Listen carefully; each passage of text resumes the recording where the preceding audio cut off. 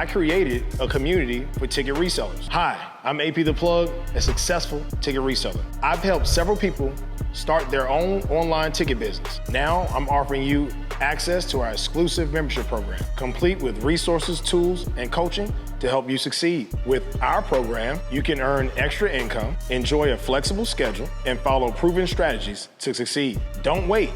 Click the link below to get started today and transform your financial future. Yes, hit that link at the top line of the description box. All right, man. So apparently there's been another attempt on the life of former President Donald Trump. Now, the alleged gunman who authorities said targeted President Trump while he golfed in Florida today.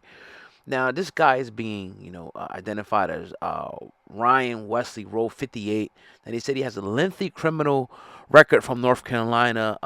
They went through and went all through social media, and they seen him talking about politics. They said he's donated to the Democratic candidates going all the way back to 2019. He also bashed Trump on a post on April 22nd on X where he declared democracy is on the ballot and we cannot lose. They got this guy, tracked him down on I-95, and, did what they had to do. God, this is crazy.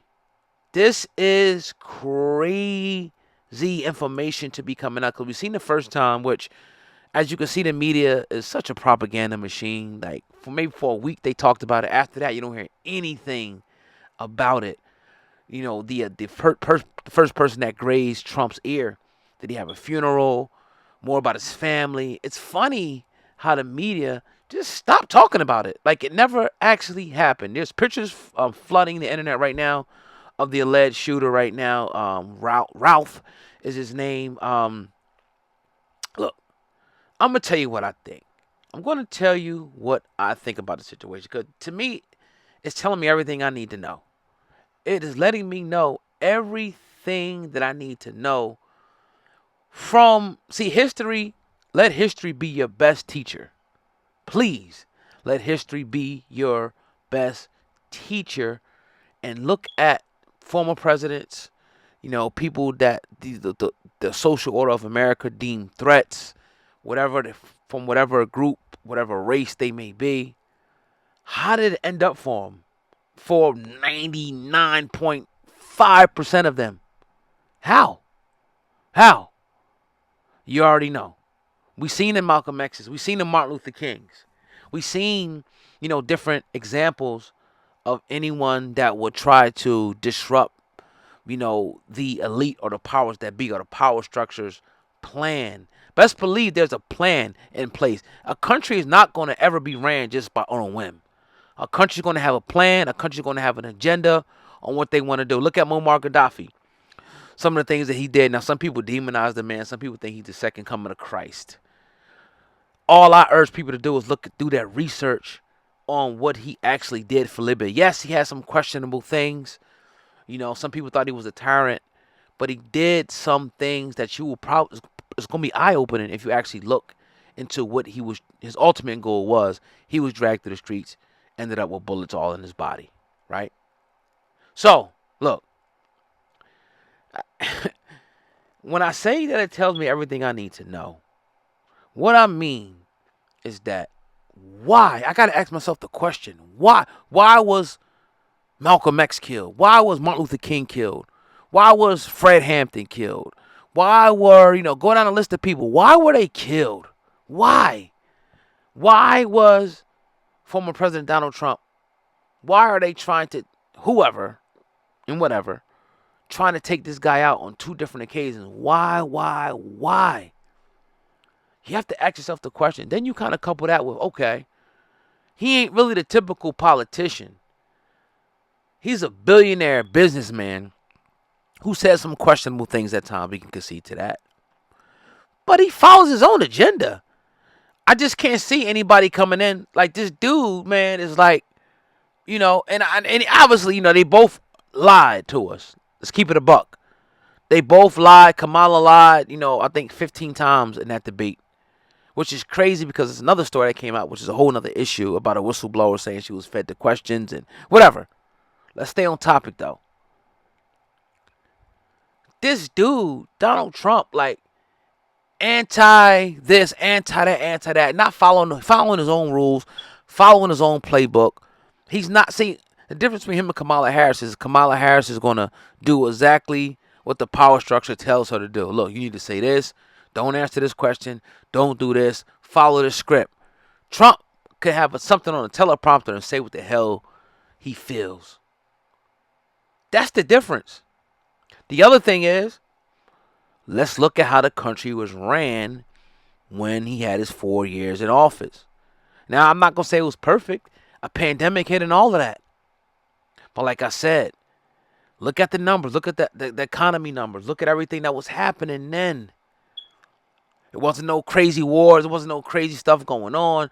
The immigration policy was sealed tight. Like, that's what I'm looking at. And then I look now and see, okay, and I get it. Oh, Kamala, she can't make no this and that. Yo, you sitting at the right hand of the president. He picked you to be his running mate. You got power. I don't care how many videos people make. I don't care how many people say this, how many people say that. You got some power to make some type of change. So the power that you did have, being in charge of the border, making sure the border is secure and sealed, right? You flopped on that. You got all these illegal. And look, I'm not against immigration. Illegal immigration is something different, right? If you want to come over here the right way and pursue the American dream, get a job, I've seen people do it. My best friend growing up was a Pakistani. He was an immigrant. He came over here. His family came over, when we were younger. They assimilated to the culture. They got jobs working in the casinos, got a store, and built wealth. Started with one house. A few of them, maybe like 7, 8 of them in one house. All right, I'm up in the same community, townhome community. Buy another house. This person grows up, gets married, buy another house. This person grows up, gets married, buy another house in the same community. Right? So I've seen it. I've seen how they assimilate. I've seen how they do the things that we do. They learn from us and they grow. Nothing wrong with that.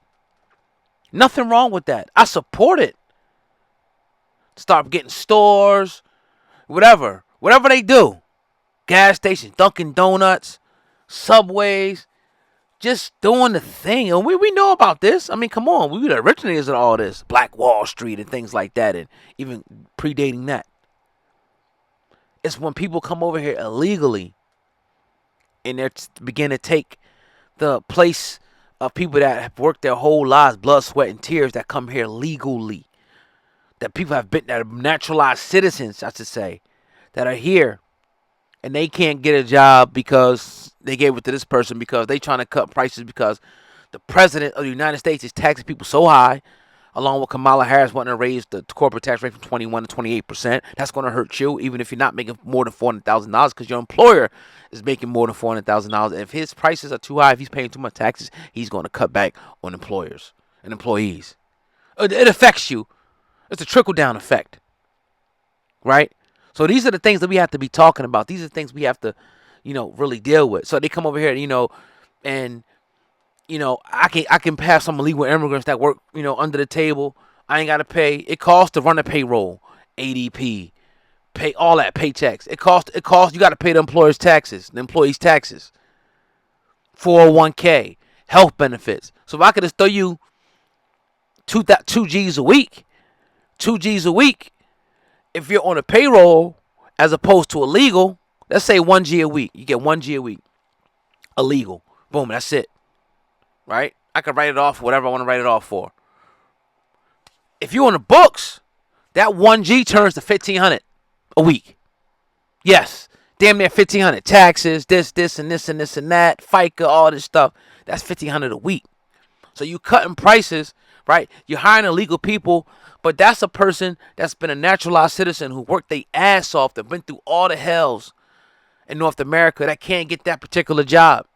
And you got the people who lie and say, oh, they doing jobs we don't want. You a damn liar. And I'll call you out in front of your face. I, myself, have done all types of jobs. Whatever it took. Under the table work. Working, in fruit factories where there was a lot of immigrants in there. A lot of immigrants. So don't say, and a lot of immigrants and a lot of ex-felons that work there because that's the only place that will hire them. So do not say, some people are willing to do whatever they got to do, like Rick Ross said, right? I'll shovel shit. I'll CEO, just so my kids can pray over the meatloaf. I got to shovel shit all day. I got to pick up rocks, whatever I got to do to survive. So that's a lie. So let me know what y'all think in the comment section about the second assassination attempt on Donald Trump. Go ahead, buddy. And I'm going to tend to my son, man. But I appreciate y'all listening in. I really want to hear what y'all got to say about this, man. It's an issue. And this is a very important election, because it's going to have a trickle-down effect. It's going to have a trickle-down effect no matter if you make $10 an hour or $10,000 an hour. So, definitely, make the right choice. It's your brother, Old Guy Man, Hip Hop News Uncensored. Peace.